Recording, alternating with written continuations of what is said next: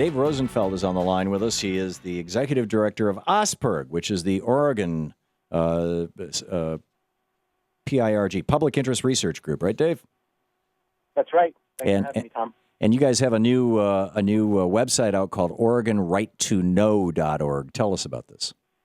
Well, OSPIRG is part of a big coalition of farmers and consumer groups and public health organizations working to pass here in Oregon a ballot measure, Measure 92, that would give consumers the right to know if their food is genetically engineered by putting a label on it.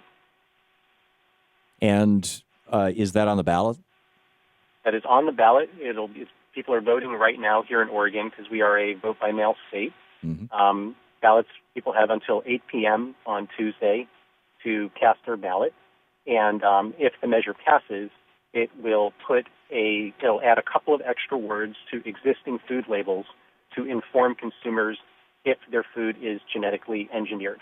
Have the big GMO companies and pharmaceutical companies and whatnot been in Oregon dumping tons of money into the election process like they did in California when California tried to pass a ballot measure like this?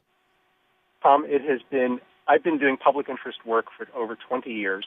It is breathtaking, the degree to which out-of-state chemical companies, agribusinesses, and food conglomerates are coming into our state here to try to defeat Measure 92.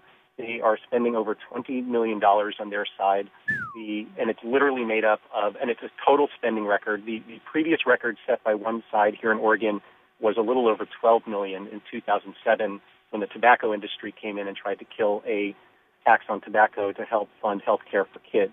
Now Monsanto, Dow Chemical, DuPont, Coke, Pepsi, these are the largest corporations on the planet, spending over $20 million, saturating our airwaves, flooding our mailboxes with basically a lot of propaganda to try to mislead voters and confuse the issue.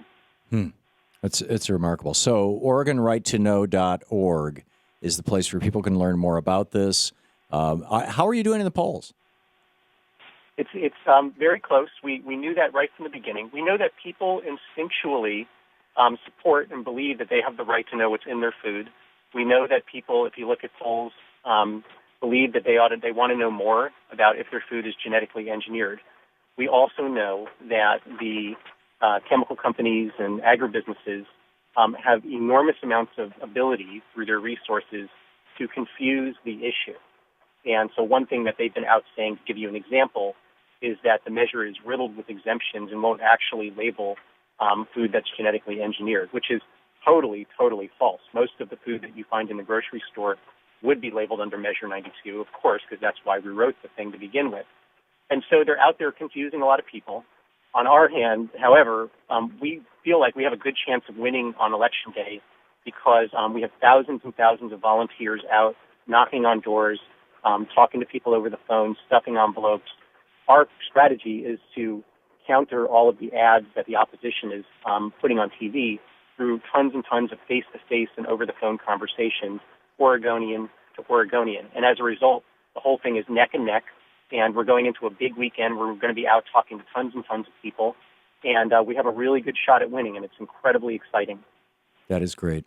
Dave, thanks for dropping by, and thanks for sharing the story with us. You bet. Thanks for the opportunity. And everybody should get over to OregonRightToKnow.org. Obviously, if you're in Oregon, do it. But even if you're outside Oregon, you might want to put something like this on the ballot in 2 years in your own state. Dave, thank you.